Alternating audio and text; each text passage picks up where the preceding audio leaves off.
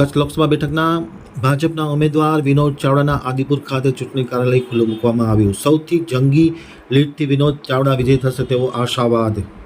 ગાંધીધામ બ્યુરોના ભારતી માખીજાણીનો એક વિસ્તૃત અહેવાલ. કચ્છ મોરબી લોકસભા સીટ ઉપર ચૂંટણીનો ધમધમાટ શરૂ થયો છે. ભાજપના ઉમેદવાર વિનોદ ચાવડાએ ગાંધીધામના આદિપુર ખાતે ચૂંટણી કાર્યાલય ખુલ્લું મૂક્યું હતું.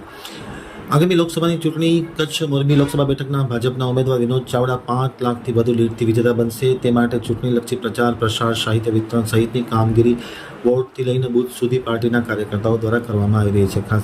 ખાસ કરીને ગઈકાલે ગાંધીધામ વિધાનસભા વિસ્તારમાં આદિપુરમાં ચૂંટણી મધ્યસ્થ કાર્યાલય ખુલ્લું મૂકવામાં આવ્યું હતું. આ પ્રસંગે યોજાયેલા કાર્યક્રમમાં ઉમેદવાર વિનોદ ચાવડા, જિલ્લા ભાજપના પ્રમુખ દેવજીભાઈ વરચન, ગાંધીધામના ધારાસભ્ય માલતીબેન મહેશ્વરી, જિલ્લા ભાજપના મહામંત્રી ધવલ આચાર્ય, સંગઠનના હોદ્દેદારો, કાર્યકર્તાઓ મોટી સંખ્યામાં ઉપસ્થિત રહ્યા હતા.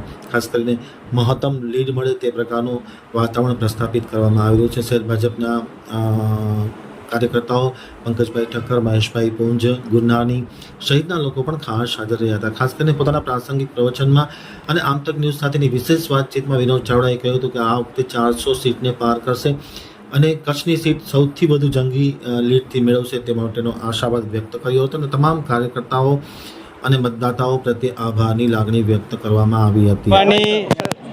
ચૂંટણીનું વાતાવરણ સમગ્ર દેશની અંદર છે અને આજે કચ્છની અંદર પણ આજે જોયું કે આદિપુર મધ્યે અમારા ચૂંટણીલક્ષી મધ્યસ્થ કાર્યાલયનું આજે ઉદ્ઘાટન કરવામાં આવ્યું. અમારા જિલ્લા ભાજપના પ્રમુખ શ્રી આદરણીય શ્રી દેવજીભાઈ વરચન, આપણા સ્થાનિક ધારાસભ્ય શ્રી માલતીબેન મહેશ્વરી અને અનેક લોકોની ઉપસ્થિતિ રહી હતી. જે પ્રમાણે અહીંયા ભવ્ય સભાનું આયોજન કરવામાં આવ્યું હતું એ જ બતાવે છે કે 7 તારીખે જ્યારે મતદાન છે ત્યારે લોકોની અંદર એક ઉત્સાહ છે અને થનગનાટ છે કે આવનારી ચૂંટણીની અંદર નરેન્દ્ર મોદી સાહેબને મતદાન કરવા માટે, ભારતીય જનતા પાર્ટીને કમળને મતદાન કરવા માટે થનગની રહ્યા છે.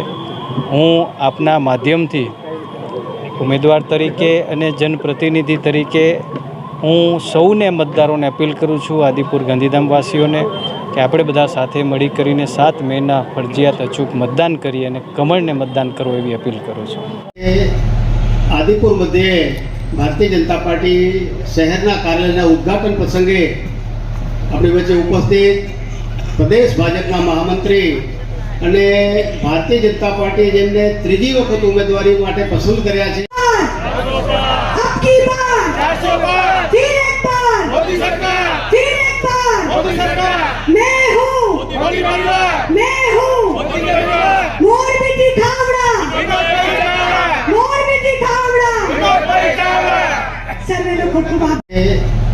આદિપુર મધ્યે ભારતીય જનતા પાર્ટી શહેરના કાર્યાલયના ઉદ્ઘાટન પ્રસંગે આપણી વચ્ચે ઉપસ્થિત પ્રદેશ ભાજપના મહામંત્રી અને ભારતીય જનતા પાર્ટી જેમને 3જી વખત ઉમેદવારી માટે પસંદ કર્યા છે.